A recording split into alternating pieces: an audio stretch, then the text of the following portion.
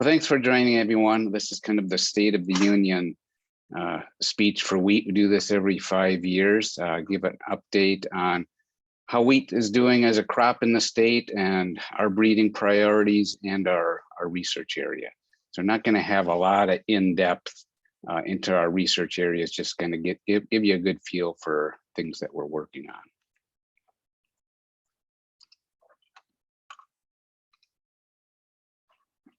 So Minneapolis was the milling capital of the world for quite a while, and it helped build the city of Minneapolis.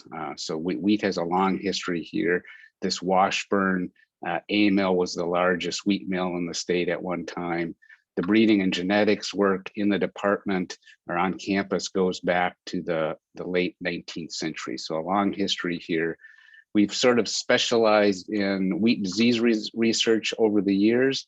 And of course, we're also known as the training ground of Nobel laureate Norman Borlaug, who got his master's and PhD degrees in the plant pathology department.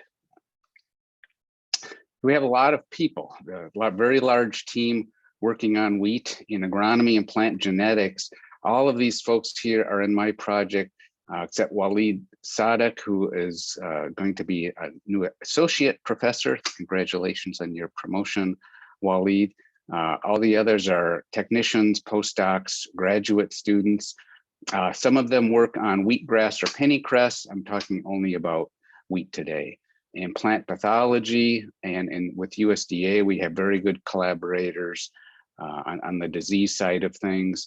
And at the research and outreach centers, a special call out to Joachim Wiersma and his technician, Houston Lindell. They put out 10 on-farm locations. So a lot of our locations come from their work with us.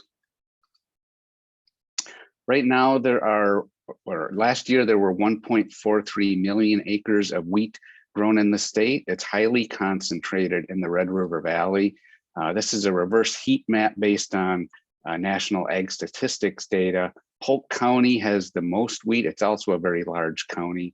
There's also a lot of wheat in Marshall County. There's Roseau County at 120,000 acres, and it drops off quite quickly as you move to the south.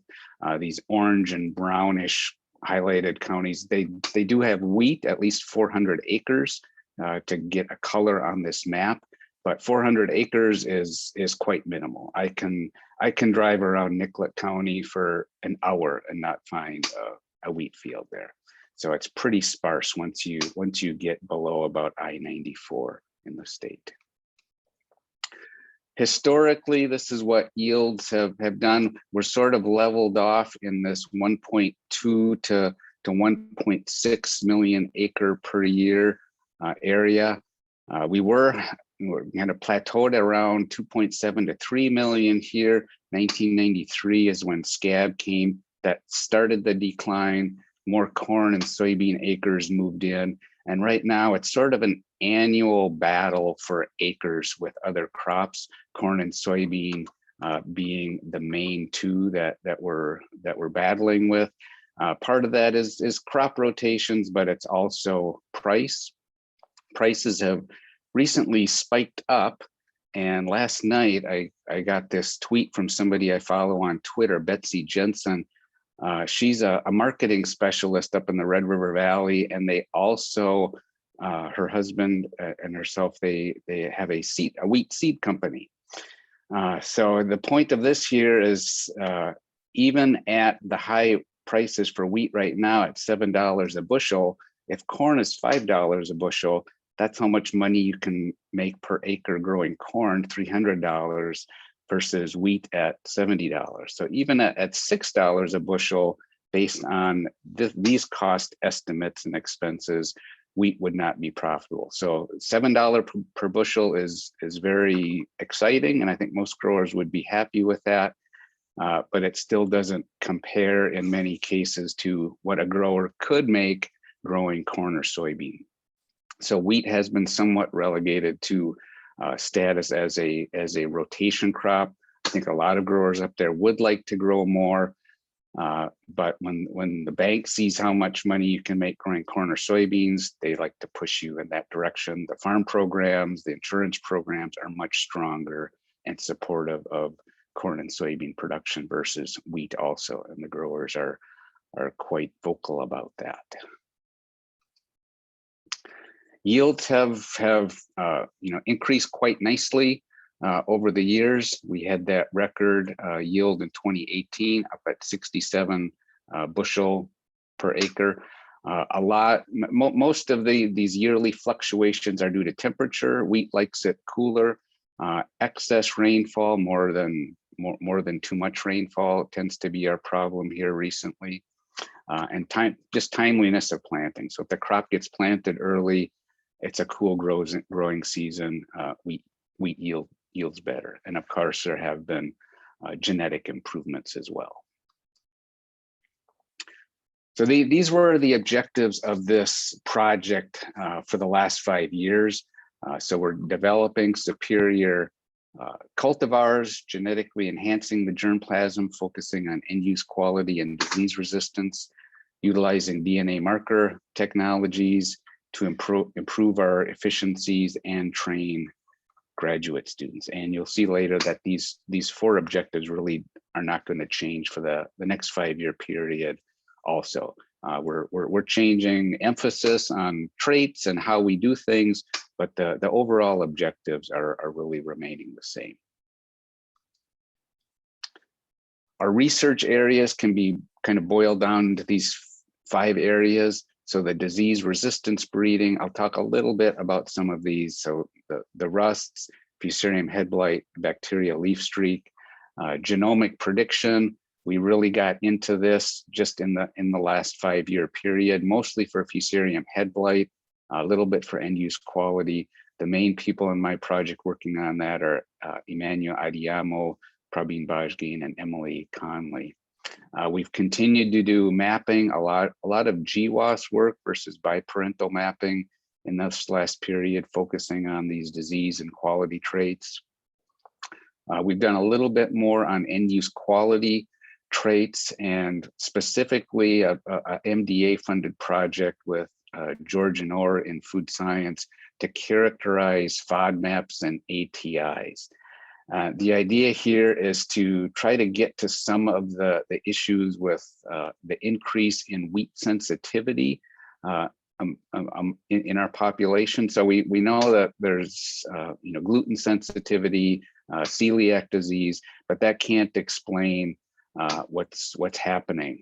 So we think there's some sensitivity that are due to other causes, and these are a couple of the leading candidates. So what we've done in the last year is characterize the level of FODMAPs and ATIs in our regional germplasm and historic wheat varieties.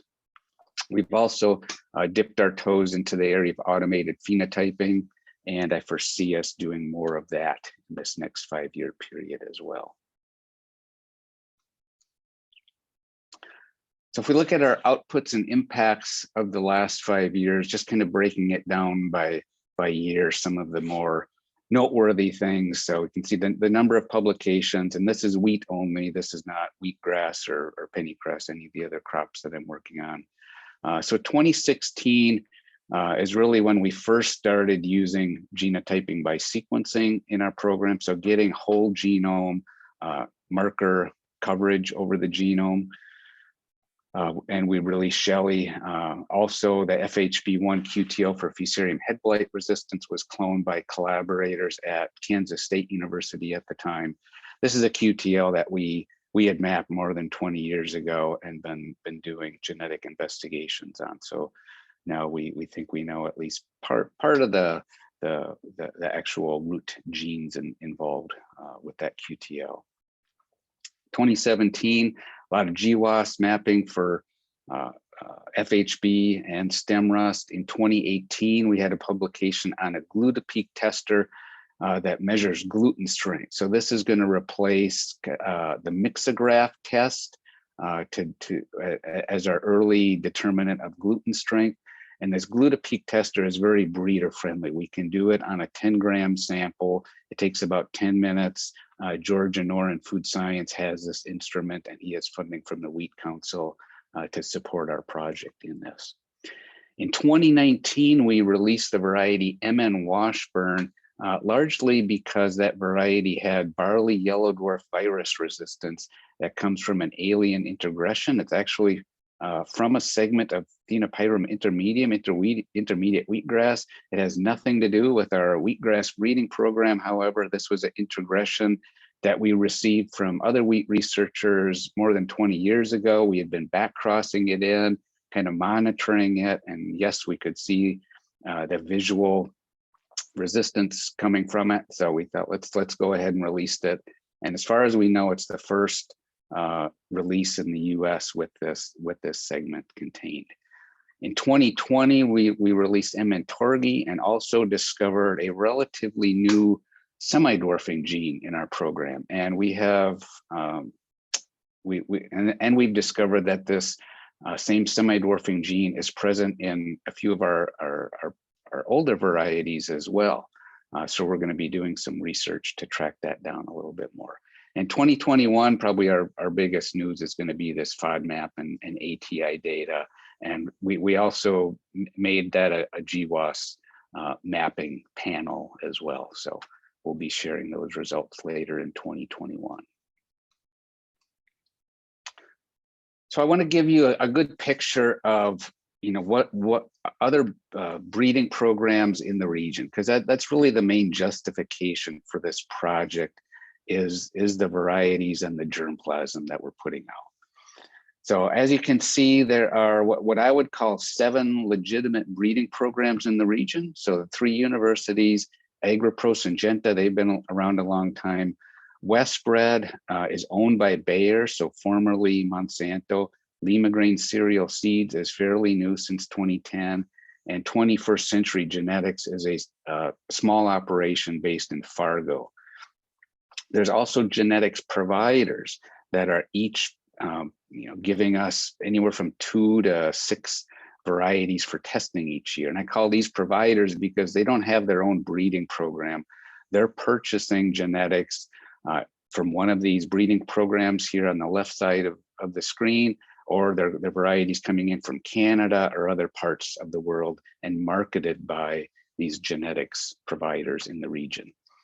And in the future, we have a couple of companies actively developing hybrids. So BASF, which is formerly Bayer, has been working on this since 2010.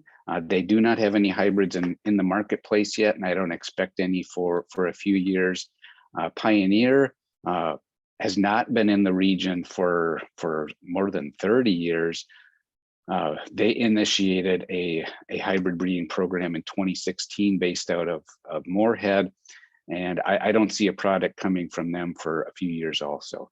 Also, I should note that Syngenta was working on hybrids. They've sort of downscaled that effort, changed approaches, but they could come back in here as well, as they haven't completely given up on developing hybrids. So from our program, we've had 6 releases since 2013. Generally, it's about 3 releases every 4 years. So occasionally we skip a year if we don't have anything that we think is appropriate for the marketplace. And our Minnesota wheat growers do a survey every year, so we know how much acreage all of these varieties are grown on, which is very useful information. So right now, Linkert is at almost 20%, and it's been the #1 variety in the state since for the last 5 years. So a pretty good run for Linkert. So this is showing the top varieties for 2020 and how much acreage they were on in 2018 and 2019. So Linkert topped out just below 30% of the total acreage. And frankly, I don't like one variety to dominate too much because I think it gives us some regional risk. I'd like to have a lot of varieties in here if possible. So that 20-25%, that's a nice number for a #1 variety. SY Valda, a high yielding variety, a couple of Westbred varieties that really jumped up in 2019. And then you see a number of others. So really, 4 or 5 varieties are the lion's share of what growers are looking at. And if we look at a little bit bigger and longer picture, so all of those genetics providers, how have they done over the years if we aggregate all of their varieties? And we see a lot, the 5 that I've called out here: SDSU, NDSU, Minnesota, Westbred, Syngenta. They've been the significant players over the last 20 years. So when I first started this program in 1998, South Dakota State had a variety, Oxen, that was #1 in acreage. Then Syngenta peaked out here with a variety called Knutson. NDSU had Fowler and Prosper that drove them to the top. And then what propelled our breeding program into the top spot is Linkert. And we've had some success with some others too, but we haven't had anything to really replace Linkert. So as Linkert is starting to slide down in acreage, there's really what's kind of filling a little bit of that void of growers that want to try something new are these Westbred varieties.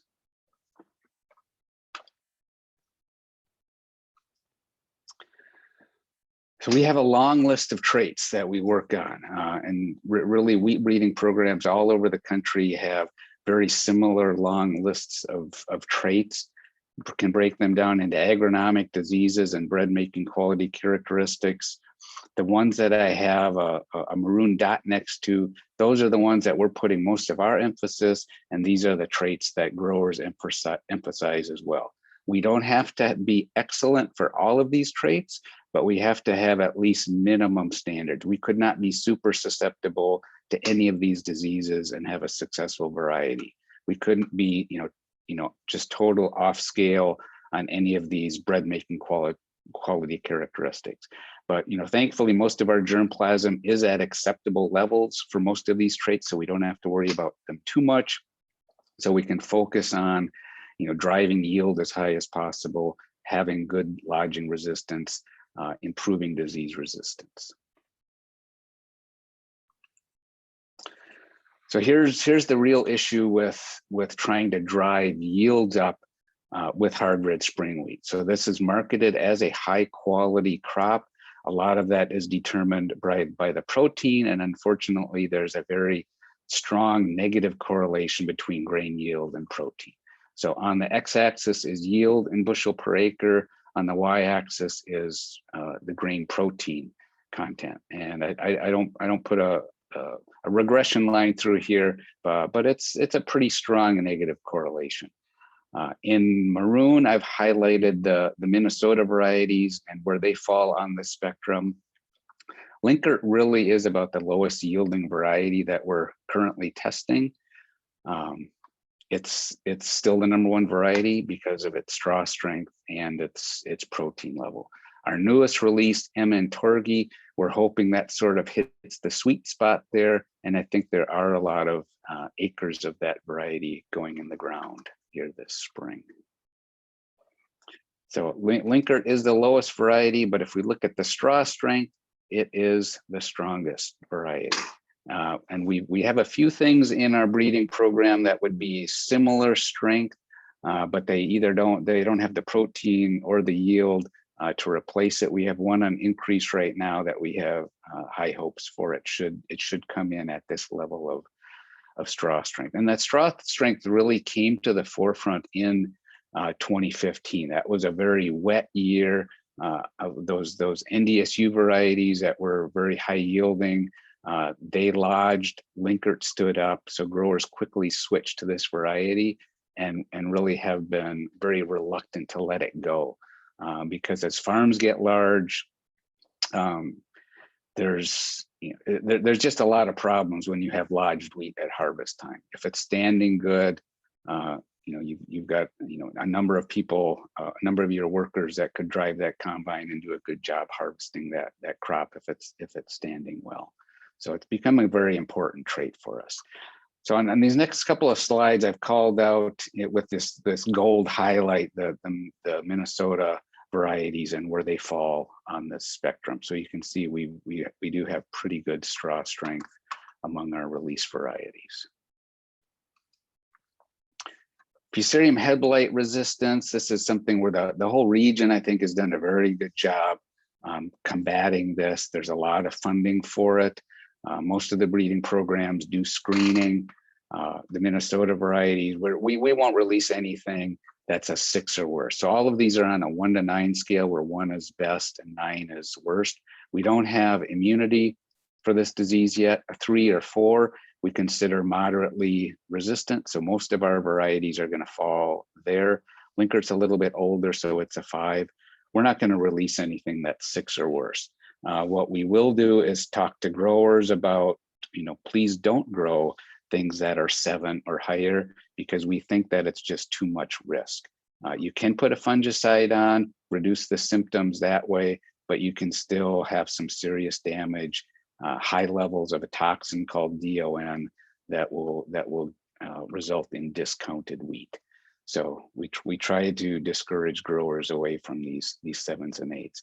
So these 2 Westbred varieties down here, they're the number 3 and 4 varieties in the state last year. They're also very susceptible to Fusarium head blight. So we do have a little bit of a risk in our region with those 2 varieties. And the last rating slide I'll share is on leaf rust and stem rust. For the domestic races, we're doing quite well. Most are 1, 2, 3 high levels of resistance, not too much to worry about. Good resistance levels in all of our germplasm, so it's pretty routine screening. We're not throwing out too much stuff due to susceptibility. What still has me a little concerned is the UG99 family of stem rust races that spread throughout East Africa, and we do not have good resistance to this in our germplasm. We know that the rust spores are airborne. They could move to South America, blow up from there. If they got to Texas, somewhere down south, those spores could blow up on southerly winds. So we do want to have some protection. Right now, the only varieties that we know that offer us protection against that family of races is Linkert, which is on about 20% of our acres, and 2 of our newer releases, Washburn and Torgey. The other varieties we either don't know or we assume that they are susceptible.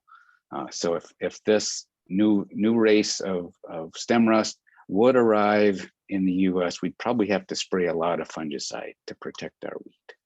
So that's something that we're going to continue to keep an eye on. So going forward, the next 5 years, 2021 to 2026, as I said earlier, the overall objectives of breeding programs really don't change too much. So not a lot of changes here. Just in number 3 here, what I've done is emphasize our use of genomic prediction a little bit more, and I'll talk a little bit about what we have planned there. So research areas that I anticipate focusing on, some of the same ones that we've been working on, a little change in emphasis here though. Disease resistance breeding, same diseases, Fusarium head blight. There's also a disease I haven't talked about, bacteria leaf streak, where there's no real control option. So variety resistance is really the only choice that growers have. For genomic prediction, we've done FHB. Now we're going to move on and apply this to grain yield, lodging, and some more quality traits. For end use quality, I've sort of targeted about 10 to 20% of our annual crosses for kind of specialization. An example would be FODMAPs and ATIs. There's some other genes coming along that we have integrated into our breeding program. I'm not going to talk specifically about those, but just know that this anti-gluten movement is something that we're trying to fight a little bit here from the genetic side, and making the wheat more digestible and an overall healthier product as well. We're going to do a little bit more in automated phenotyping. We have collaborated with C. Yang in BBE, and we're going to be doing a little bit more this year as well on Fusarium head blight.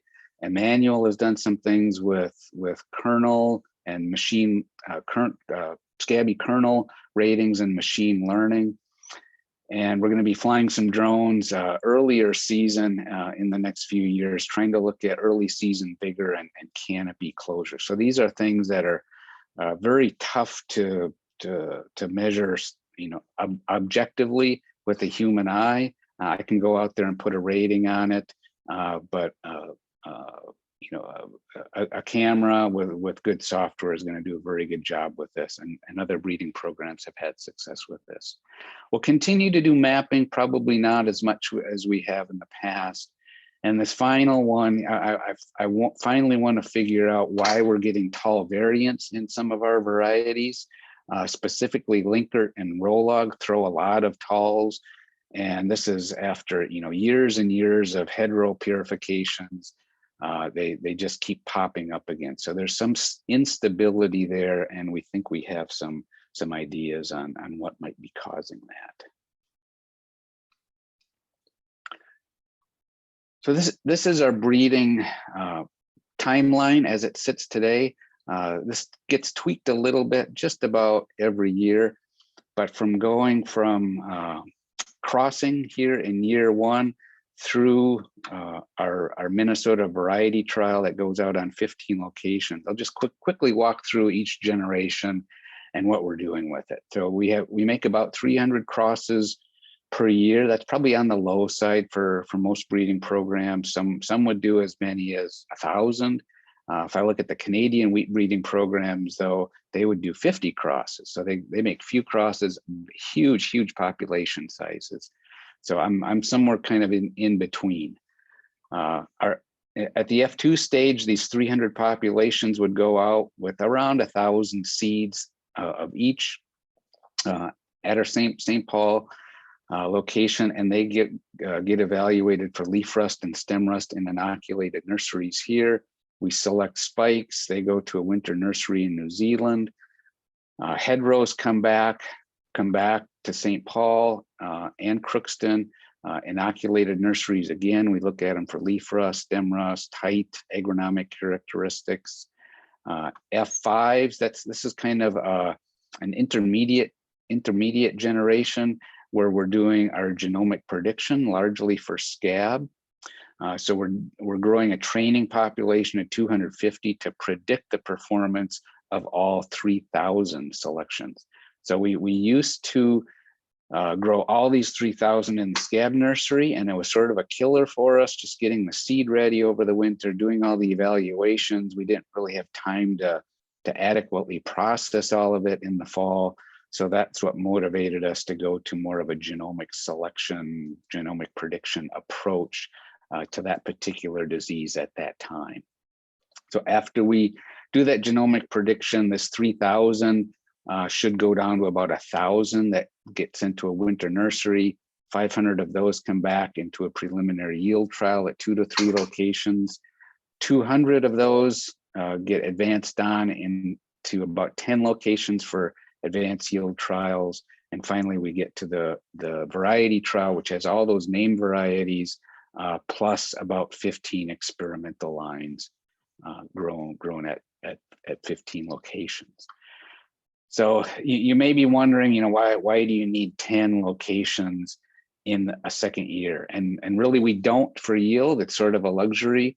But what I found over the years is although we don't need them for yield, they're really nice to have when something pops up, or we get lucky and we get a location with really good differential lodging or bacteria leaf streak, or something else that's a tan spot, some other disease that we maybe see at just 1 or 2 of these 10 locations. So it's nice to have all those locations. Fusarium head blight, FHB, we screened first in that training population, and then once we get into the yield trials, everything stays in that nursery for its lifetime. We continue to evaluate it, collect that data.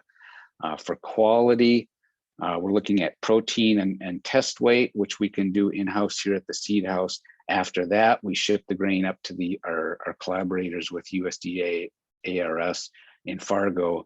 Georgia Knorr will do the GPT here. on some of these materials, but most of this data is collected in Fargo. And then you can see where we utilize DNA markers at 2 key areas in our program as well. Here's our 15 testing sites. So research and outreach centers at Waseca, Lamberton, Morris, Crookston. Crookston is kind of our main yield location. It's in the heart of the Red River Valley. It's a heart of wheat growing region, but we do have pretty much everything here in St. Paul as well. So that proximity is very nice for us. As far as marker assisted selection, this gives you an example of the things that we're screening for. This is just a few of the genes. So I've got some name or some experimental lines and name varieties here. And if there's a 1, that means the gene is present. If it's 0, it's absent. So this helps us decide which crosses we want to make. And if we have, thousands of lines, we would have the same information, and it helps make selections on which to advance to a preliminary yield trial nursery. So some of these genes, here's the FHB1 QTL for scab. DX5 is a high molecular weight glutenin.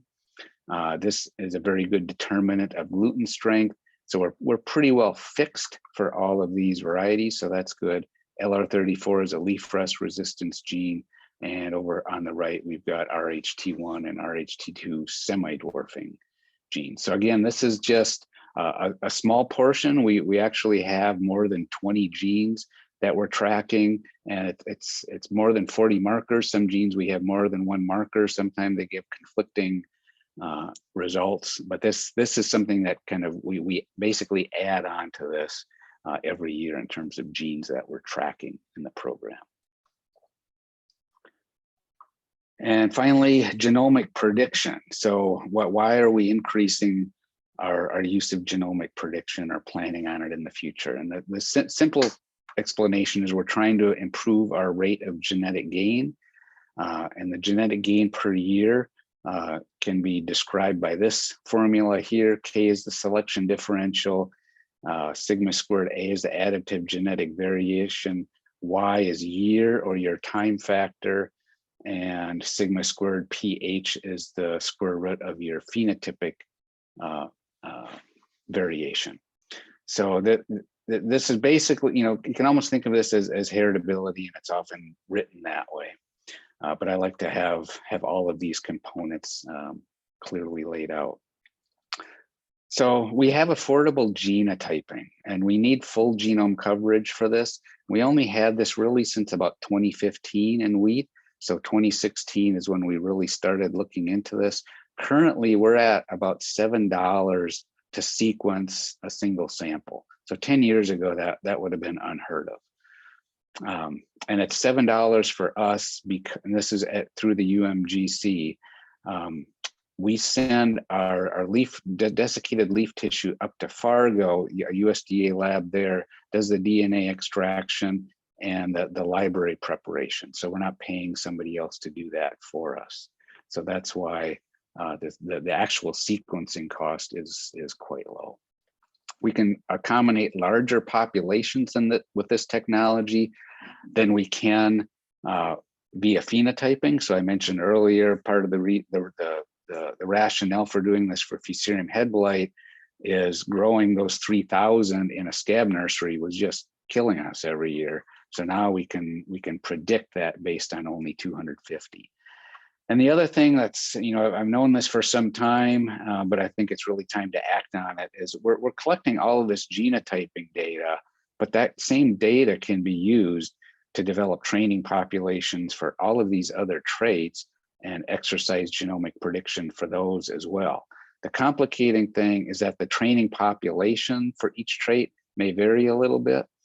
So for what we use for Fusarium head blight, those 250 single rows out in a scab nursery, we couldn't use those same ones for yield, obviously. We don't have enough seed at that point to do yield testing. So for yield, we would have to wait until we had data from a preliminary yield trial or an advanced yield trial and assemble those genotypes into a training population. But we already have the genotype data that we can go forward with. So bring you back to this slide one more time, just to make sure you know where we're at here to introduce the next slide. So it's at this F5 stage before we go into preliminary yield trial. We're using a set of 250 lines to predict a larger set of 3,000. So mechanistically, what does this look like for genomic prediction? The way we've been operating it for the last 2 or 3 years, I guess we've been doing it this way. So we have these 3,000 F5 lines. What we do first is we genotype all of them.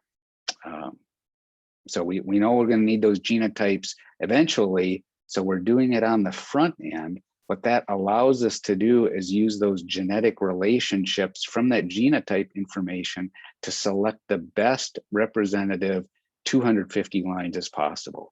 We could do this randomly or do it by pedigree, but we've learned is we can make a better training population if we do it based on those genetic relationships that are known from this genotyping work.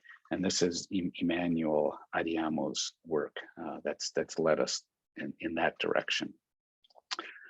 So we select that training population. We already have the genotype data. Now we get the phenotype data, which in this case is scab from 2 locations. This is done over the summer. And then we grow the single rows also in St. Paul. We get grain harvested all off of that, handed over to George Anor. He runs the GPT on it. So that's our phenotype data. So now we have genotypes and phenotypes for those 250 lines, put that into our genomic selection model. And now we come back, we have the genotype data from all these 3,000 lines, feed that into our genomic selection model, which is going to give us our predictions for these different traits. So in this case, Fusarium or VSK, which is scabby grain, and GPT. So that gives me a spreadsheet, something like this, where I'm showing 10 lines out of the 3,000. Those that are in the training population, there's a value here. If they're not, it's a dash, but they all have a predicted value.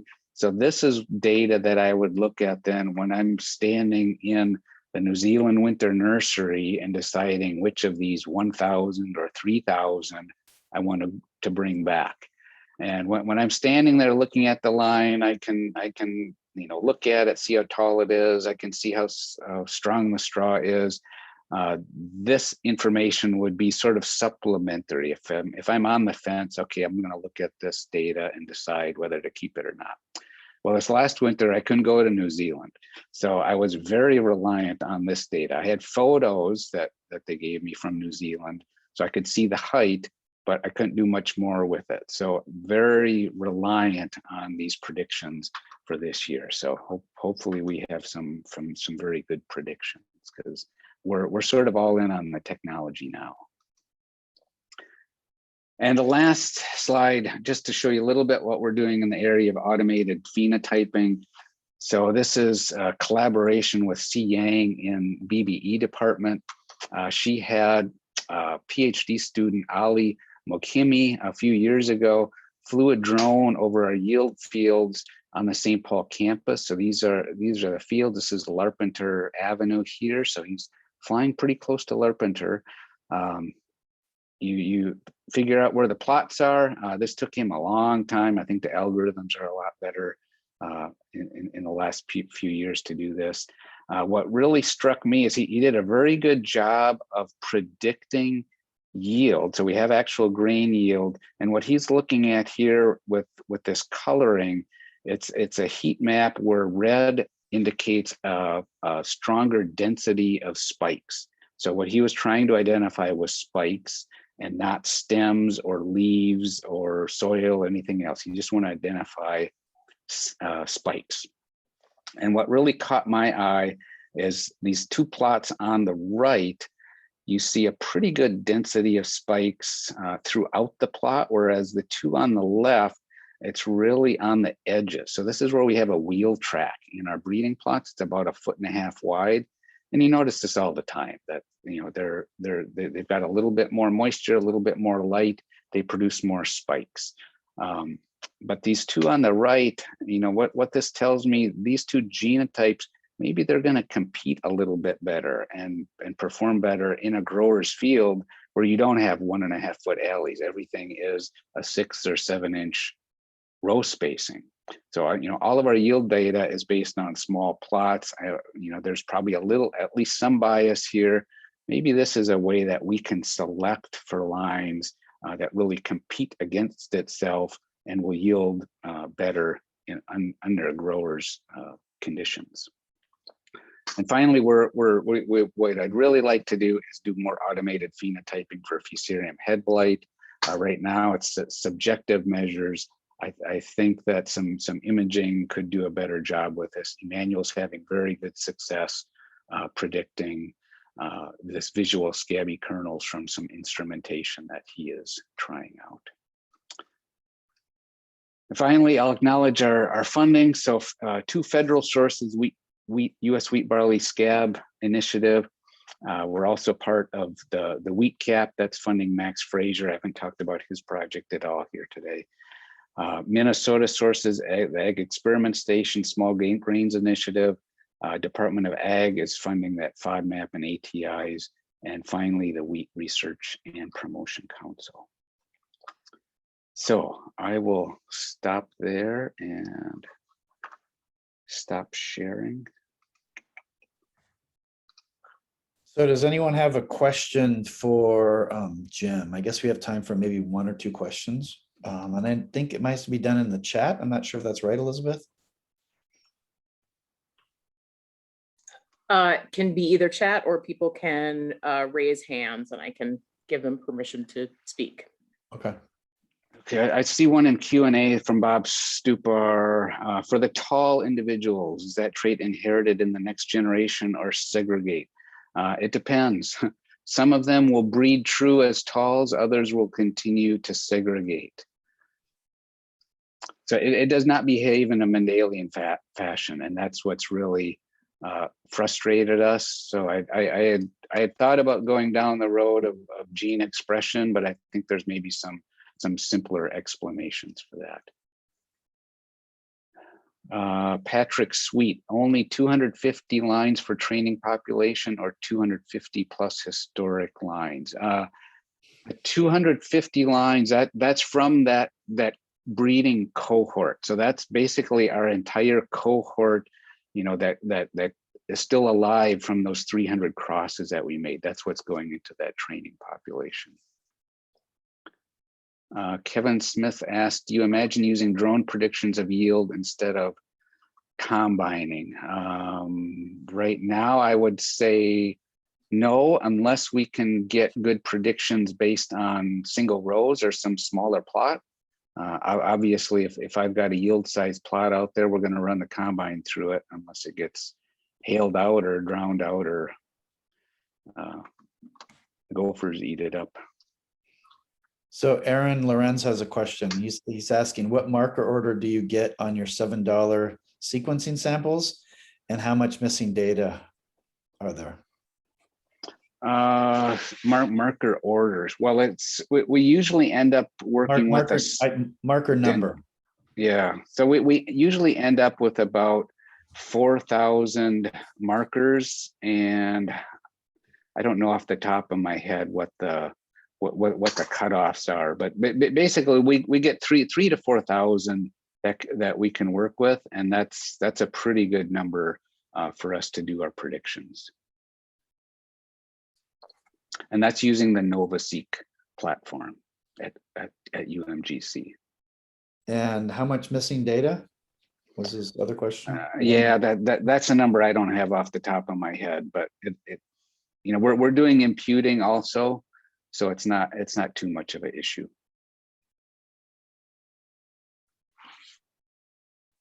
All right, I don't see any more questions. Let's thank Jim for his nice talk about his project. Oh, so there's a question from Rito Maki. Any plans to increase the breeding effort directed to BLS resistance? It seems to be an increasing issue.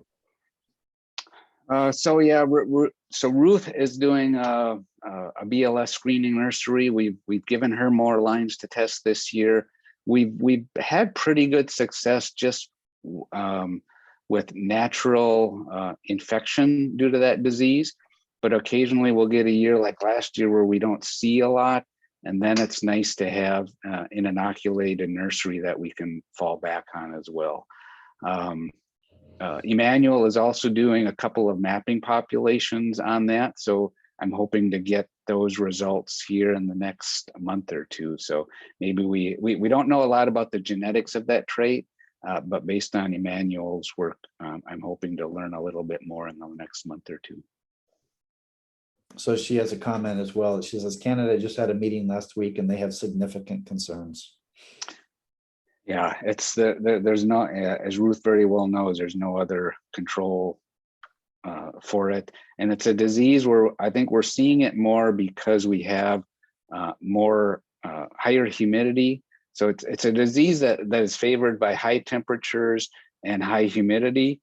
And as we're going through climate change, that's what we're having in Minnesota during the summer. All right, thanks, Jim.